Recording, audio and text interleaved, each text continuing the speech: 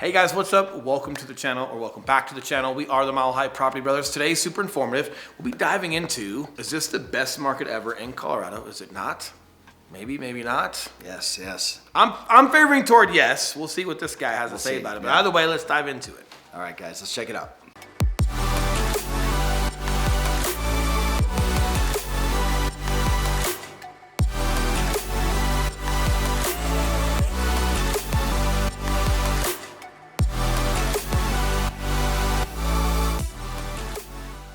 What's up, guys? I'm Eli Schmidt. This is my partner, Will Grimes. And if it's your first time checking out the channel, welcome.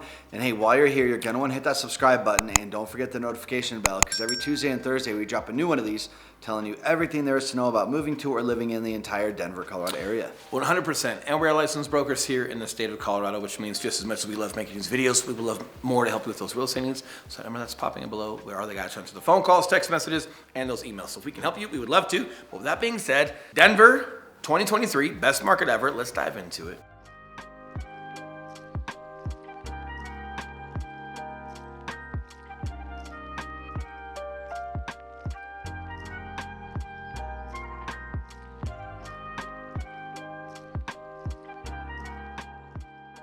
All right, guys, now let's start off with a recap of what 22 looked like before we dive into 2023. And we like to keep this very contextual. So we like to tell you guys real-time stories of buying and selling, like transactions we're having with clients right now, what we're seeing in the current Colorado real estate market with interest rates, with inventory, and then what we can foresee coming into 2023. Correct. So for example, today is December 19th. That's right. So I know we have to record these a little bit in advance to just make sure that they're prepared and edited for you guys, but you're watching this. We did this on December 19th at 12:05 p.m. Right? So this lets you know as close to as current as we can be for you guys without batching a ton of videos and having something be 60 days old. We'd rather be in real time with you guys. So yes. There you have so it. Right now, this year has been a dramatic year in real estate, to say the least. We came from 2% interest rates that we're seeing in 2021 all the way up to about 7% interest rates that you were seeing in the height of 2022, right around October. Since then, they've come down just a touch, and there's been a lot of change. But overall, guys, the dramatic difference that we've seen from making offers earlier this year to making offers now, man, tell them like what it was like making offers earlier this year. Well, there's no inventory. So when we were throwing offers, you guys were looking at $100,000, $150,000 over asking price. And a lot of folks weren't necessarily getting the home that they were in love with. They were getting the home that accepted their offer. And we pride ourselves on doing a great job of communication with our lenders and making these phone calls and getting offers won. So we were still cranking. We still crushed. We still did over 100 transactions. I mean, even at the end of this year, we're only maybe 3 transactions short of what we were doing last year during the boom. So we've stayed pretty consistent as far as keeping everything there and bringing our A game for you guys as realtors and make sure that we win. But the bottom line was that was a lot of money out of pocket, and it wasn't necessarily the home that you were absolutely in love with, but you really liked it, and you just had to be to Colorado. And a lot of folks that were on timelines, they didn't have a choice to wait a year or two. They had to be here right now. So they've grabbed that, but they will soon be buyers the next couple of years, because as inventory continues to increase, they're going to be able to find the home that they love. And that's what we're starting to get toward now. And the benefit too with the strong economy, especially in Colorado, is even though home prices are down a little bit because interest rates went up and now interest rates are going down, but home prices are still down, you're still up on average 4 to 6% as far as like home prices from there to now. The difference though is you don't have to throw $150,000 or $100,000 over asking to get that home, because you have plenty of inventory that's on the market. So asking price, or sometimes even a little bit less than asking price, is getting you guys into your home. Or asking price, but you're asking for a 2-1 buy down or just a traditional rate buy down from the sellers, and they contribute $10,000, $15,000, $25,000 towards your rate buy down.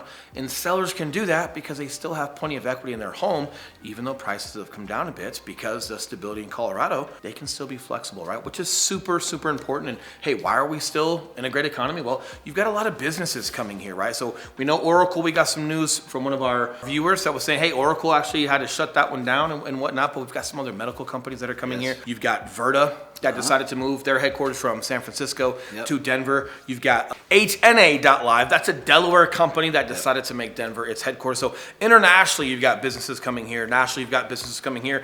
And a lot of what our governor says here and a lot of what other companies are saying is because with Colorado, our policies are pretty neutral. We tend to be right in the middle of the country. Like it's sensible. We don't have any surprises or just a ton of extremes or political or any other type of like just large shifts that can throw companies super off, especially like large companies. So when you've got a huge influx that continues to come into Denver as far as business wise, you're going to continue to hold your value because of the demand of people that are wanting to or need to live here in Colorado. Yeah, and this leads into kind of the future predictions of 2023. And whenever you're looking at housing market predictions, you guys have to understand that all these predictions, they should be based off of economy fundamentals, okay? And the economy is based off of jobs, unemployment rates, job growth, things like that. And this is just one area that Colorado is absolutely crushing. In 2021, they overshot their job growth goal by 41,000 people. We added 121,000 jobs in Colorado in 2022. And there's another 47,000 that have already been recorded that are coming. Yes. So, and we're still unincorporated. I don't want to hear it. Don't tell me Colorado's too full. Is it fuller than what it was 20 years ago? Yes, it is still significantly unincorporated. There's still plenty of space. But again, this all comes from the top, guys. If you're a small business owner, right, this matters to you because the more people that are coming here, they also like, enjoying the Colorado lifestyle, going down and having a beer and eating food. And Colorado's getting so popularized with like little hole in the wall places and food trucks and whatever it may be. It bleeds from the top down. So if you are a small business, if things like that matter, if you're service-based driven, if you're running HVAC or roofing or construction or whatever it may be, well, the more people you have here and the more people that are stable with their own careers, well, the more that they can then spend their money, right? So it all comes full circle, which is still huge. A lot of people care about education nowadays. We've got great education overall. I know we talk about the top 5 in Colorado, Schools but are great. Colorado as a whole, even if it's not making the top 5, as a whole, grades significantly higher than a lot of the country. So those things matter. Outdoor life and everything else. And with as much Rocky Mountain as you have, you're not getting overflown on it. If you go to the one popular trail in Boulder on a Saturday morning, it's going to be crowded. Outside of that, like there's plenty of space, there's plenty of campground, there's plenty of still lifestyle to adhere to.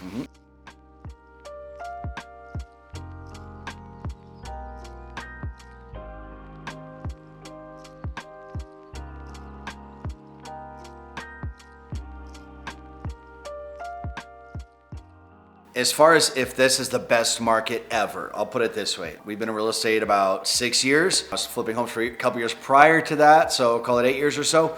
But this is the best market I've ever seen. And I say that because like when Will says that homes, we were winning offers with clients, have an offer 50 on the low end to 150 on the high end over asking price. That was a normal thing and done on a regular basis. And even with that, you had to cover that difference with your own cash if it didn't appraise for it. So and they weren't appraising for it. Like, I don't care. A lot of times, yeah. Well, once people started getting belligerent because inventory was so low and you just had to go that high to win, they were not allowing appraisals to just, appraisers were not letting homes appraise for that much. Appraisers, they were still holding the line on just normal increase in value. They were not letting it go because that's how you start creating bubbles. So whether people like to admit it or not, like they did a great job holding the line, making sure things weren't weird as people were throwing weird prices. And if you want to go that far over asking, hey, that's no problem, but you've got to do this. And like, there is some rhyme and reason to pacing out the housing market like that and protecting it. Now, once you pay cash, the home's going to be worth that anyway if you're going to go that far over asking. But if they're all appraising, well, then anyone can do it, not just one or two. And then you don't have anomalies. You have every single house jump 300 grand, and then that becomes a problem versus one or two that are anomalies. Those anomalies weren't creating like a standard. Most were going 50 over. They'd still appraise, 25 over, they'd appraise. But once you started getting over that $100,000 mark, pretty much guaranteed you're not getting all of that on the appraisal. Yeah, so not only were people not getting the homes that they really wanted, but they were having a higher monthly payment than initially expected due to that extra 100 grand. Now, here's the important thing about that. You can't refinance and get that 100 grand back. You can't just do that, right? And lower your monthly payment. However, now people are having a higher monthly payment due to a higher interest rate. However, it's the best of both worlds because interest rates, let's say par interest is at 7. If you do a 2 on Buydown, you're going to have a 5% for your first year. You're going to have a 6% for your second year. Then by that time, we're in 2024. Interest rates are already on their way down. If it's an election year, interest rates always drop down during election year. You're going to see refis. And there's 3 or 4 other little creative things that you guys can do with your loans that we can introduce you guys to a lender and help you guys with that. But even if you're doing just a traditional Buydown and you get it a point or a point and a half lower. And you're now in the low 5s or high 4s. Like, hey, you're not starting off bad at all. And as rates continue to drop, you can just refi. You cannot buy a house at $1 million and then show up a year later and go, hey, can I just refinance this, but only for $900,000 No. and just pay that? They'll go, yeah, go ahead and throw us $100,000 and we'll redo your loan. You can't change that, but you can change interest rate, right? Which is huge. And guys, the inventory that's out there is amazing, right? It's a super healthy market right now. We've already had an increase of buyers from this YouTube channel and from our other sphere of influence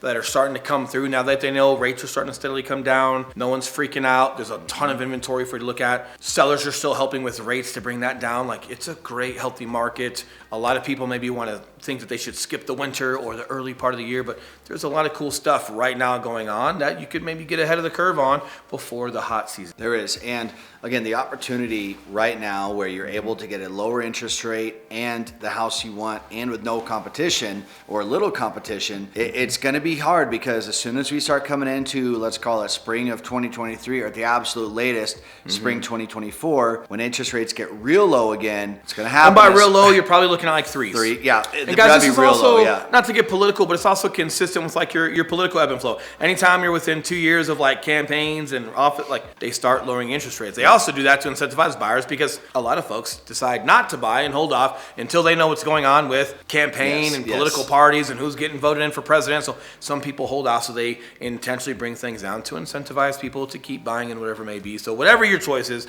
not a problem, but just understand that we're within a 2-year window of elections. They were also just not falsely, they intentionally jacked up rates to get some of the money back that they were giving out during COVID, yada, yada. You guys understand. You guys get it. Inflation. I don't want to insult your intelligence, but as you guys know, now that we're coming out of the clouds on that, we're getting back to a healthy market. Like, it's great, and it is something that you guys should be thinking about. It is, and what you guys have to know is that as soon as that happens, as soon as those rates come back down, we're going to be right back where we were a year or two ago, where you'll have buyers are going over a frenzy because now it's pent-up demand where interest rates are low. Cool, they're back out doing it. And you'll probably have this like window of about 2 months of really solid inventory that starts getting bought up at a rapid rate. But then once you get to like 3 to 4 months just past that window of opportunity, it starts to go back to a little bit more low inventory. Doesn't mean that you can't still win a home. Doesn't mean it's going to be as bad as it was when there was one house on the market and we were shopping like this. That was that market. Don't expect that to ever, it should never get that competitive ever again because we don't expect rates to go back down below 2% for a very long time, right? So it's never going to be that bad, but it's still great for you guys to just continue to educate yourself, continue to watch these videos, and just make sure that, hey, when the time is right, whether it's a little bit sooner than you might have thought, but you're prepared, it might be good to start looking because it puts you in a position to win overall as far as everything that we've explained, right? So what I would call your pillars of success, right? Interest rate, winning on that, getting a buy down, inventory, overall price point, a lot of great things to consider.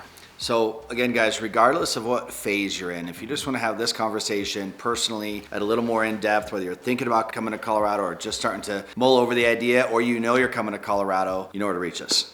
Yeah, of course. And that number's popping back up below. And yes, we're going to remind you again that we are licensed brokers here in the state of Colorado. And yes, just as much as we love making these videos, we will love more to help you with those real estate needs. So that number that is still back up below are the guys to answer the phone calls, text messages, and emails. So if we can help you guys, we would love to. But with that being said, enjoy your weekend. I think we've got Christmas coming up here in a couple of days this week. So you guys enjoy your weekend and all of your holidays with your families. And we will see you guys very soon. See you guys. What's up, guys? I'm Eli Schmidt. This is my partner. Peer pressure to do a good job. Go ahead, say your line. No pressure. Say your line. I know my line. Say your line. Know your line. Say your line. What's up, guys? That's not your line.